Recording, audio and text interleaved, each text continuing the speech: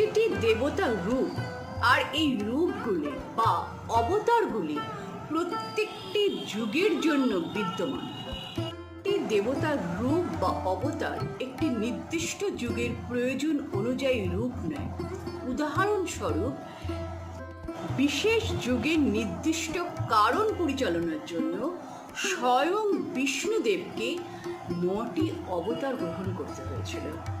ঠিক সেরকমই ভগবান গণেশও ভিন্ন ভিন্ন প্রয়োজনে বিভিন্ন যুগে অবতার রূপে আবির্ভূত হয়েছেন যুগের প্রয়োজনীয়তার উপর নির্ভর করে। গণপতির কোন অবতারগুলি বা রূপগুলি এই 3টি যুগে আবির্ভূত হয়েছেন এবং আগামী কলিযুগে গণপতি কোন অবতারে অবতীর্ণ হবেন, আজ সেই বিষয় নিয়ে আলোচনা করব। তাই ভিডিওটি শেষ পর্যন্ত দেখতে থাকুন। ভালো লাগলে একটি লাইক দেবেন আর সকলের মধ্যে শেয়ার করে দিন, যাতে সকলেই এই আশ্চর্য বিষয়টা জানতে পারে। আর সাবস্ক্রাইব করে না থাকলে অবশ্যই সাবস্ক্রাইব করে পাশে থাকা বেল আইকনটি প্রেস করে রাখবেন, যাতে আমার ভিডিওর নোটিফিকেশন সবার আগে আপনাদের কাছে পৌঁছে যায়। আর আপনারা কি কি বিষয়ের উপরে ভিডিও দেখতে চাইছেন, বা এই ভিডিও বা অন্য কোনো বিষয়ের উপরে আপনাদের যদি কোনো রকম কোনো কোয়ারি থাকে, তাহলে আপনারা আমার হোয়াটসঅ্যাপ নম্বরে অবশ্যই যোগাযোগ করুন। তাহলে চলুন ভিডিওটি শুরু করি।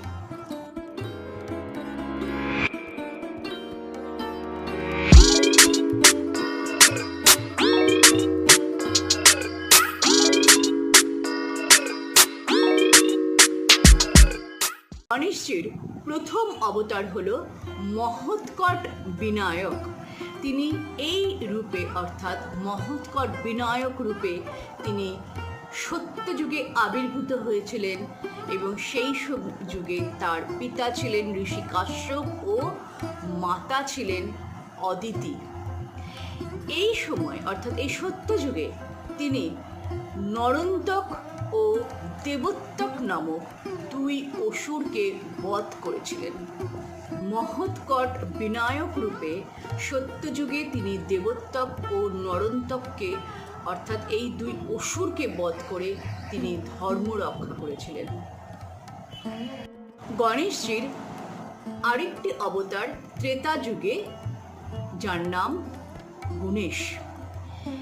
এই নামে অর্থাৎ গণপতি উমার কাছে ভাদ্র প্রতিপদ শুক্লা চতুর্থী দিনে গুণেশ নামে অবতীর্ণ হন বা জন্মগ্রহণ করেন, যার অপর নাম গজানন। তিনি এই সময় রাক্ষস সিন্ধুকে বধ করেছিলেন এবং ভগবান ব্রহ্মার 2 কন্যা ঋদ্ধি ও সিদ্ধিকে বিবাহ করেছিলেন। দ্বাপর যুগে গণেশ গজানন রূপে আবির্ভূত হয়েছিলেন বা জন্মগ্রহণ করেছিলেন মাতা পার্বতীর ঘরে।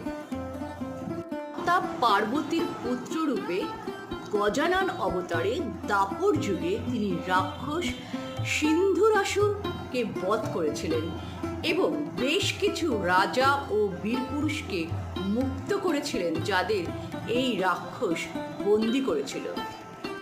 গজানন অবতারে বরেণ্য নামক এক রাজাকে গণেশ গীতার আকারে শাশ্বত দর্শন করিয়েছিলেন, যা মোক্ষের বা অন্তিম মুক্তির পথ সম্পর্কে আলোকপাত করে এবং সমস্ত অলৌকিক শক্তি দেয়, অজ্ঞতা দূর করে এবং মানব জীবনের সকল লক্ষ্যকে ব্যাখ্যা করে।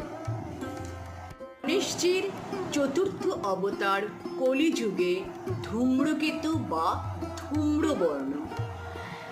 ভবিষ্য পুরাণ অনুসারে ধূম্রকেতু বা ধূম্রবর্ণ নামে শ্রী গণপতির চতুর্থ অবতার কলিযুগে জন্ম নেবেন এবং কলমি অবতারের সঙ্গী হয়ে দুষ্টদের ধ্বংস করবেন।